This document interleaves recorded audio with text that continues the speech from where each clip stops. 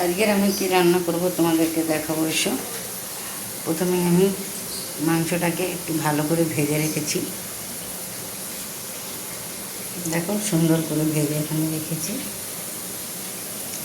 এখানে একটু লঙ্কা গুঁড়ো, একটু আদা বাটা, সামান্য একটু জিরে গুঁড়ো, হলুদ জলে গুলে রেখেছি।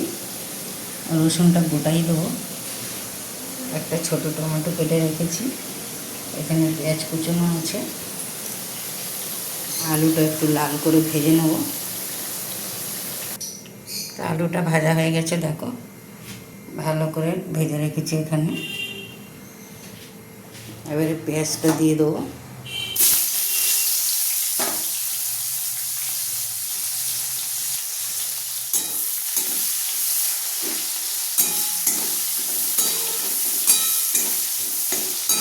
পেঁয়াজটা ভেজে অর্ধেক পেঁয়াজ আমি তুলে রেখে দেবো। ভাজা পেঁয়াজ, মানে যেটাকে বেরেস্তা বলে, একটু বেরেস্তা আমি তুলে রেখে দেবো। ওটা আবার একটু বেটে নামানোর আগে দেবো। তো দেখো, একটু ভাজা পেঁয়াজ আমি তুলে রেখে দিচ্ছি।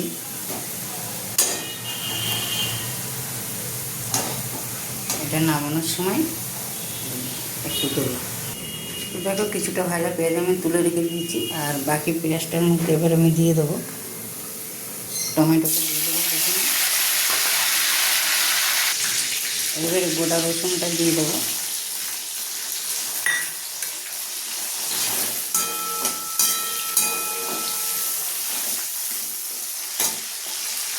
এবারে যে মশলাটা গুলে রেখেছিলাম ওইটা দিয়ে দিচ্ছি।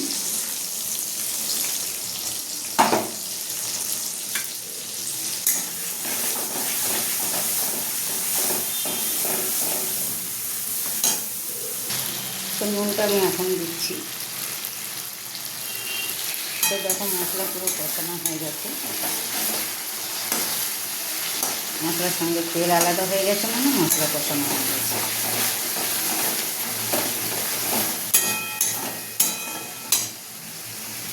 এইদিকে ভাত ফুটে গেছে। ভাতটা ফুটে গেছে, এবার আমি বন্ধ করে দেব। এবার গ্যাসটা আমি বন্ধ করে দিলাম। এবার আমি 15 মিনিট পরে ওকে আবার গ্যাসটা জ্বালিয়ে নেড়ে চেড়ে নামিয়ে নেব। তো এবারে আলুটা দিয়ে দেবো। এবার একটু নেড়ে চেড়ে তারপরে মাংসটা দেবো।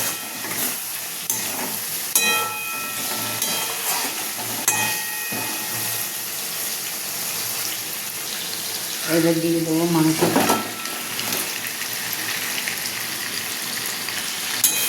মাংসটা দিয়ে এবার ভালো করে মিশিয়ে দেবো,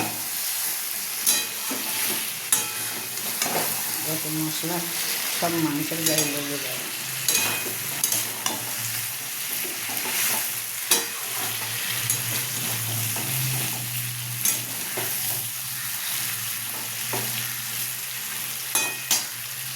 তো দেখো, আমি কষানোর সময় গরম মশলাটা দিয়ে দিই, যাতে মাংসের ভেতরে কোনো গন্ধ না থাকে।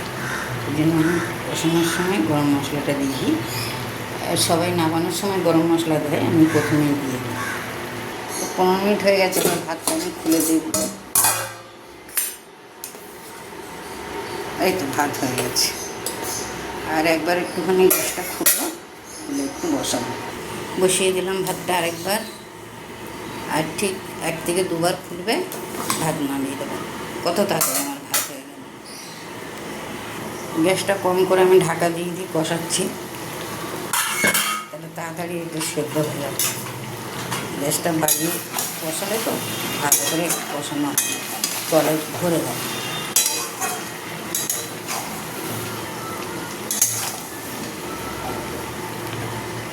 তো ভাতে আমি অল্প একটু লবণ দিয়ে দিচ্ছি, কেন কি সর্দির তো কাঁচা লবণ খাওয়া বারণ। ওই জন্য ভাতের মধ্যে একটুখানি দিয়ে দিই, তাহলে আর পাতে নুন চাইবে না। খালি নামলে পাতে নুন খাবো। আমার ভাতও হয়ে গেছে, দেখো ভাতের ঠান্ডাটা রেখেছি। মাংসও কষানো হয়ে গেল। এখানে আমি একটু জল গরম করে রেখেছিলাম, সেই গরম জলটা দিচ্ছি।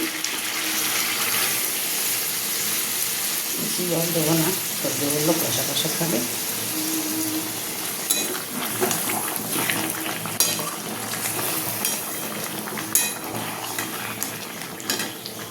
এইবার আমি ভাজা পেঁয়াজটা দিয়ে দেবো।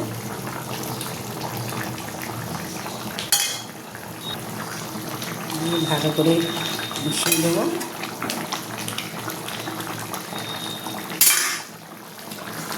দিয়ে এবারে কিছুক্ষণের জন্য আবার একটু ঢাকা দিয়ে রেখে দিই। এবার একটু পরে আসছি, আবার একটু গ্যাসটা কম করে দিলাম। এবার একটু ঢাকনাটা খুলে দেখব।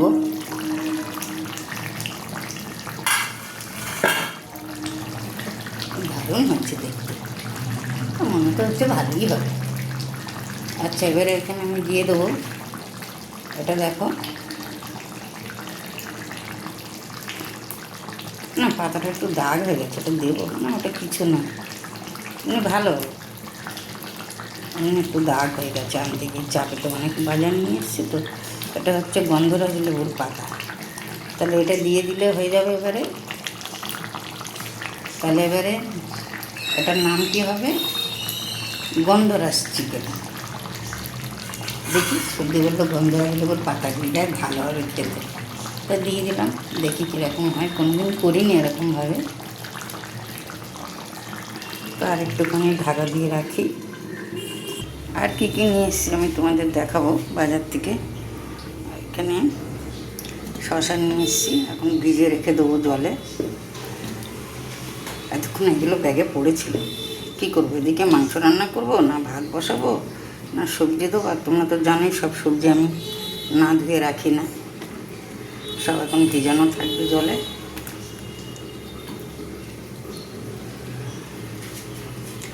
কিছুক্ষণ পরে তুলব। এই দেখো বেগুন দেখেছ,